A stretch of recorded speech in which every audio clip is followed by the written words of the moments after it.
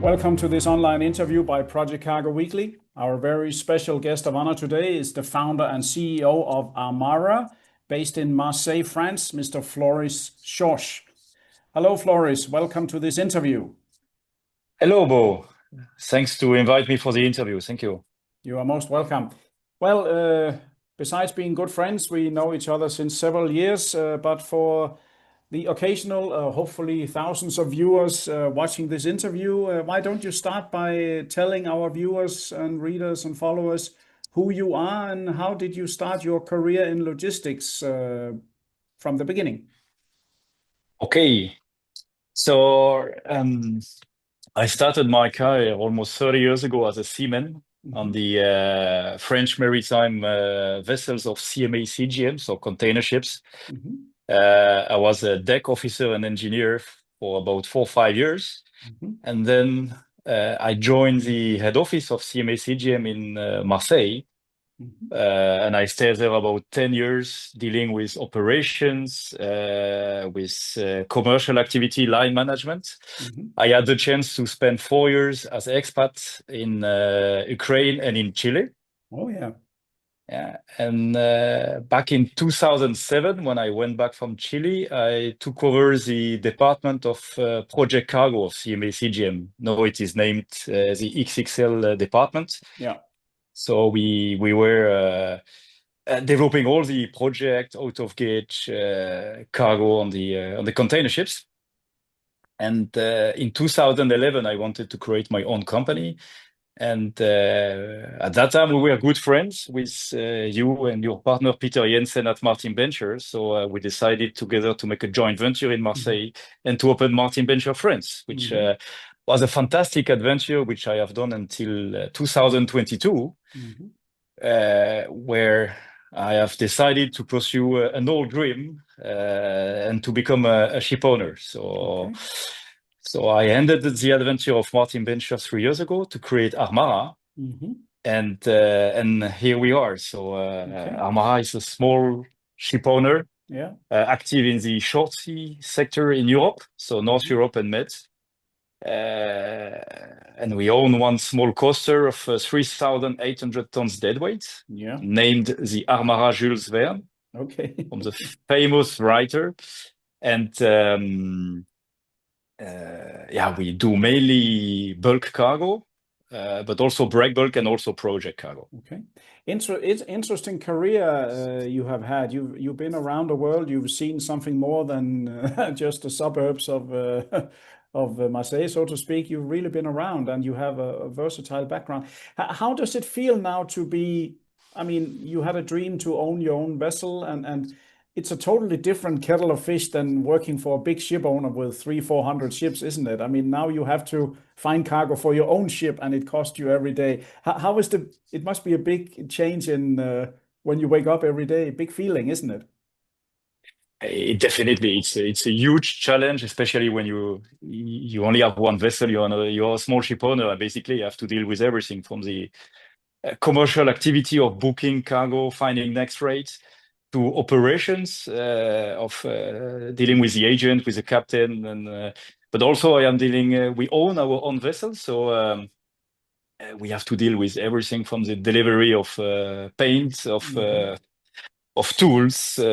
So no, it's extremely challenging, but it's also a fantastic journey. Yeah. It's you get up every morning and you only have yourself, maybe your wife to report to, but generally yourself, right? But how do you make sure, Floris, to get yourself known besides this interview, of course? How do you find cargo in the market? You speak to old contacts from the past, or do you go to freight forwarders? Do you go to charterers, big ship? Who do you approach? A mix of all of them. In fact, when it comes to project cargo, of course, I am discussing with the project forwarders. But it can be as well with some customers that we know from the past. When it comes to dry bulk or break bulk, this is most of the discussions are done with the cargo brokers. Yeah. Understand. And tell us about the vessel you have, the ARMARA Jules Verne. What type of vessel? You mentioned the size a little bit, but for our viewers who are not into whether it's 5 or 3,000 ton, tell us a bit about length. What can it take? What have you carried as example? It's I mean, they are called mini bulkers. Mini So bulkers. it's a small vessel of 90 meters in length Okay. and 12 and a half in width. Yeah. And the advantage is that it is only one cargo hold, box Okay. shape. Box shape, yeah. So it's very convenient to carry containers or project cargoes. And yeah, no crane, so no big project or no special ports without any cranes. But in Europe we don't need it. Most of the ports they are equipped with everything, with the Yes. cranes and. Yes. And what is the draft? You can go into shallow waters, I suppose, as well. We go into shallow waters, so the max draft is 5.5. Oh yeah. But in some ports, generally in England, we even lay a ground at low tide. Okay. Wow. So That's these are called the NAPSA ports. So yeah, when wow. the tide is low, so you stay on the ground, or I mean on the can be sand, not on every ground, of course, but sand or soil. So Incredible. So you go and collect the fish for dinner there. almost. You can That's inspect the propeller while you are yes, in the port. yes. So That you wouldn't have a picture of something like that, would you? That would really be interesting, I I think. will find out. I don't know if I have one of my own vessels, but I can show Yeah, you. Yeah, yeah, I yeah. can share Very, that. very interesting. So, can you elaborate a little bit? Tell us some of the, let's say, projects or cargoes that you have handled since you started. Some, Recently, it was 2 months ago in July, we did ship 3 transformers of 180 tons from wow, Portugal to France. wow, fantastic. So That's really. I yeah, definitely, I'm sure some of our viewers would be very interested because sometimes, yeah, we know all the big coaster operators, Vertom and whatnot. There are some big ones out there, but sometimes big is not always beautiful. And you are the owner, can take decision, and probably your customer service is better than many of the big ones, I'm sure. definitely, of course. Yeah, But the advantage of our small vessels is that we can call basically any small ports in Europe. yeah, Uh, so basically, I've never been calling Le Havre, for example. We no, always go to the small nearby ports. And as a vessel is not so wide, you can easily load or discharge heavily by a mobile crane. yeah, yeah. It, it's And it's it's uh it's interesting to hear. You mentioned the fancy name port, big name ports. Very often the service in those ports is not very good, but the small port nearby much more flexible, very easy, and never any headaches. But the big ones always have some admin or delays, and you are thrown out, so to speak, right? it happens quite often, yes. Yeah. And Mhm. I also wanted to add that we are not only providing just the vessel for the shipment, but we can also arrange the storage plan, the lashing plan, Oh lashing yeah. calculation, and even we have some partners with who we work who can arrange a welding on board. So Oh yeah. we can offer the full package for the transport from port to port. Yeah. Do you get involved in door to door if needed? I mean, you do have the forwarding experience from Martin Bencher and so on. If a customer comes to you and say, "Look, I want this transformer delivered to foundation," or can you do that, or do you prefer to just kind of do the sea voyage?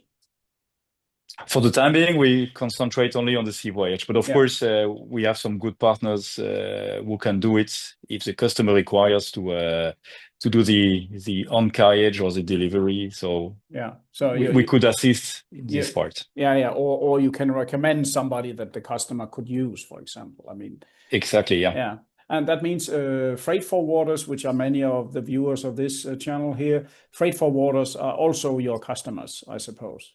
Exactly, yes. For Yeah. project cargo, Okay. definitely. Okay. Very, very good.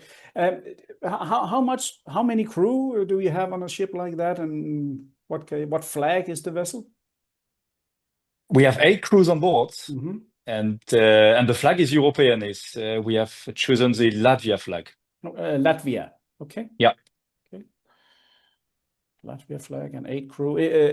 Are the crew from different nationality or Ukraine or Europe or For the Russia? officers, it's quite common to have a mix of Ukrainian and Russian. Yeah. And I mean, they're all very professional because despite all the events, they are able to work together, and Of course. they are seamen. And for the rating for the crew, could be Filipino, could be Indonesian. Yeah. But that's normal. That's like most vessels nowadays. I mean, I'm from Denmark, as you know, and you're from France. I mean, no youngsters apparently want to go to sea anymore. They just want to look on YouTube how it is, you know. So it's not easy to find seafarers in our own country now. How do you see the market at the moment? Is it down? Is it up? Are there things moving intra-Europe? Market is very challenging for the moment. I mean, on our business, we have a regular seasonality, where the summer is generally the slack season. Right. So hopefully we are coming to the end of the summer now, and we hope that the factories will open, and that the volume will come back quickly.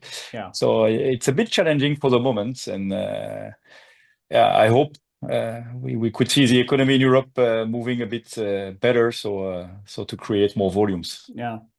Is there any particular, of course, you have one vessel, so you can't say you're doing only this trade lane. You go anywhere, but has there been any, let's say, excessive quantity of ports? For example, have you done more in the UK, or from where to where have you been in Europe with your vessel? I mean, first we operate on spot basis, so it's purely a tramping vessel. So Right. we go where the cargo is bringing us. Yeah. But in fact, we are generally trading around France, UK, and Spain. Right. So in this. But we can go anywhere. It could be Norway, it could be Baltic, or intramed as well. Yeah. That's Norway and Spain. Yeah. Interesting. Now, but for sure, as you know, I'm chairman of this network called CLC. We have some members in those countries. I'll send those contact details to you so they know about you. I think that's I'll do that after this interview. Very interesting, Floris. And looking back now, you say 3 years in ARMARA now. You've been 3 years, yeah. Looking back now, was it after all, even the market is down? Was it a good decision? Do you feel? Yes, it's still a very good decision. I do not regret. It's challenging, way more difficult than my past life as a project for water. But every job is different. But this one is really a tough one. Yes, of course. But still a nice one. Yeah, and the freedom says it all, I guess. And if CMA CGM came with a big offer, come back, then you will still stay in ARMARA, I'm sure.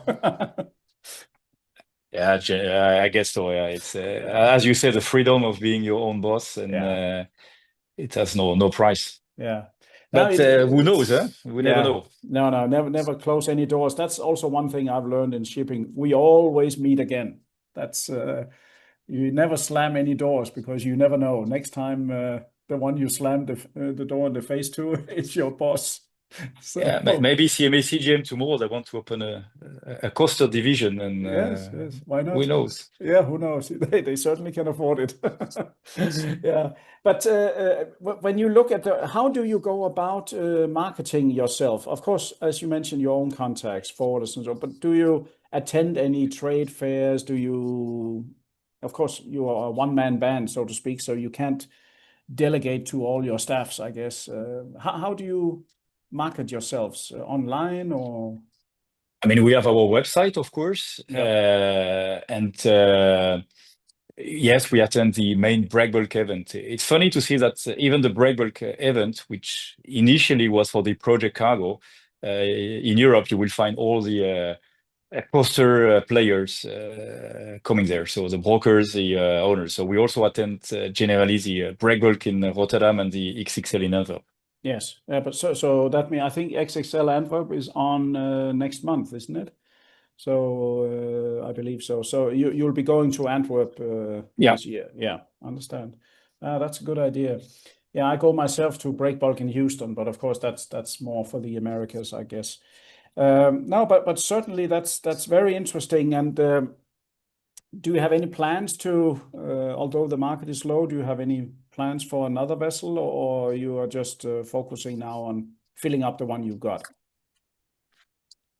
I mean, there are always plans to expand the fleet. Of course, the timing is not the perfect one for the moment, but when it will be better, then yeah, I mean, we need to reach a kind of critical size, Yeah. which is generally in our business 4, 5 vessels.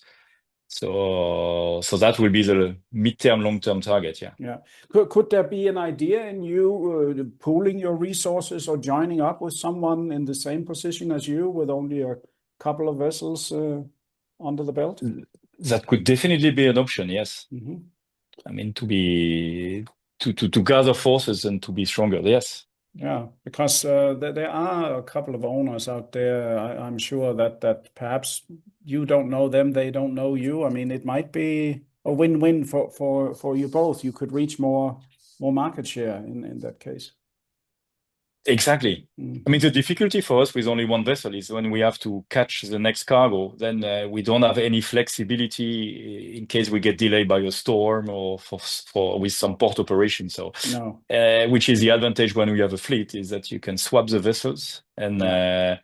and manage to still be on time and catch the next cargo. So it's definitely an advantage to gather forces. Yes. Yeah. Okay. I'll make a note of that here.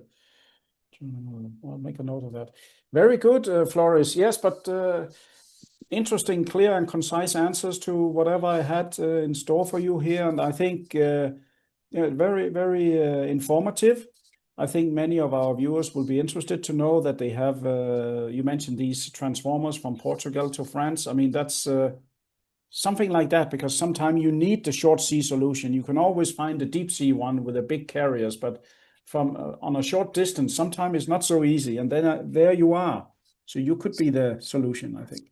Yeah, we also carried a couple, I mean, 2, 3 years ago, a couple of windmill shipments. Could be, Oh it yeah. was windmill blades, tower sections. Oh yeah. I mean, on deck and under deck. So I mean, of course, we are a small vessel, so we cannot carry blades of 130 meters. But No, no. as long as the blades are 50 meters or less, then it fits perfectly our cargo hold and our vessel. Yeah, fantastic.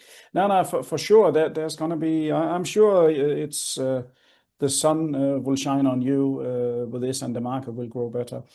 I should say many thanks, Floris, for this efficient and concise interview. My pleasure to have had you here. Many thanks to you again, and yeah, it was a pleasure to talk to you.